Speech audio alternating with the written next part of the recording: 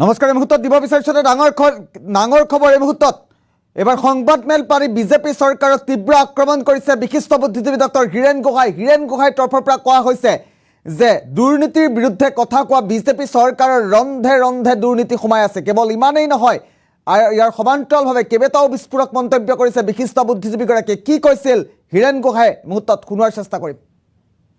ডাঙৰ খবৰ এই মুহূৰ্তত জনোৱাৰ চেষ্টা কৰিছোঁ। সংবাদমেল পাতি আজি বিজেপি চৰকাৰক তীব্ৰ আক্ৰমণ কৰিছে বিশিষ্ট বুদ্ধিজীৱী ডক্টৰ হীৰেণ গোহাঁই।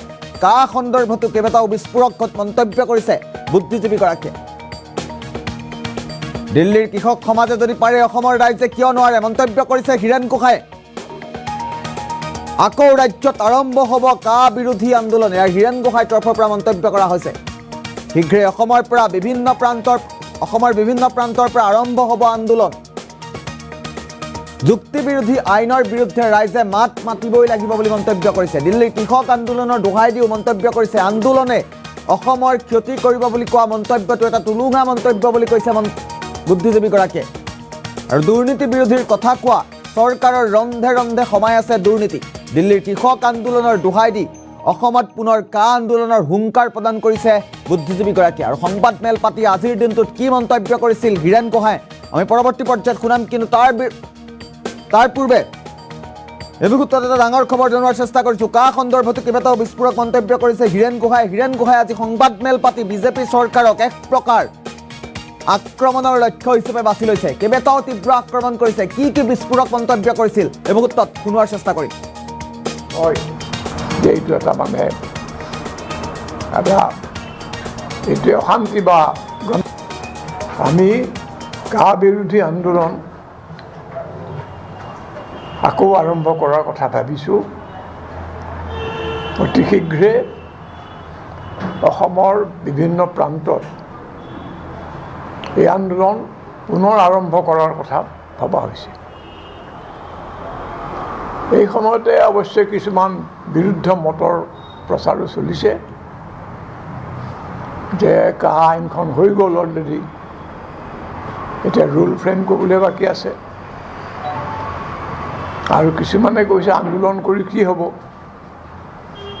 আন্দোলনে ৰাজ্যখনৰ বহুত অনিষ্ট কৰে ইত্যাদি। আমাৰ কথা হৈছে কি, এখন যদি অতি অন্যায় আইন আৰু যুক্তি বিৰোধী আইন এখন যদি পাশৱ সংখ্যাগৰিষ্ঠতাৰ জোৰত শাসক দলে দেশত তথা ৰাইজৰ মাজত প্ৰচলন কৰে, তথাপি তাৰ বৈধতা প্ৰত্যাহ্বান জনাব পাৰি। আৰু এই কামটো বিভিন্ন সময়ত ৰাইজে কৰি আছে আৰু কেতিয়াবা বিপুলভাৱে সাফল্য লাভ কৰিছে। এবছৰৰ অধিক কাল ধৰি কৃষকে যিটো আন্দোলন কৰিলে, আপোনালোকে জানে 600 জনৰ মৃত্যু হ'ল। কিছুমানৰ মানে অতিপাত ঠাণ্ডাৰ কাৰণে, কিছুমানৰ বেমাৰ আজাৰ হয়। গতিকে ডেকা বুঢ়া পুৰুষ মহিলা উভয়েই সকলোৱেই এই আন্দোলনত দেহে কেহে যোগ দিছিলে। আৰু তাৰ ফলত প্ৰধানমন্ত্ৰীৰ দৃঢ় প্ৰতিবাদ সত্ত্বেও আৰু দৃঢ় যিটো তাৰ মনোভাৱ যে এইখন আইন কদাপি হ'বলৈ নিদিয়ে, সুপ্ৰিম কোৰ্টে আইনখন বৈধ বুলি স্বীকাৰ কৰাৰ পিছতো চৰকাৰে আইনখন প্ৰত্যাহাৰ কৰিবলৈ বাধ্য। গতিকে আন্দোলন কৰি একো নহয়, এই কথাটো ভুল। আৰু ৰাইজে যদি দৃঢ়তাৰে অনমনীয়ভাৱে আন্দোলন কৰে তাৰ ফলাফল হ'বই।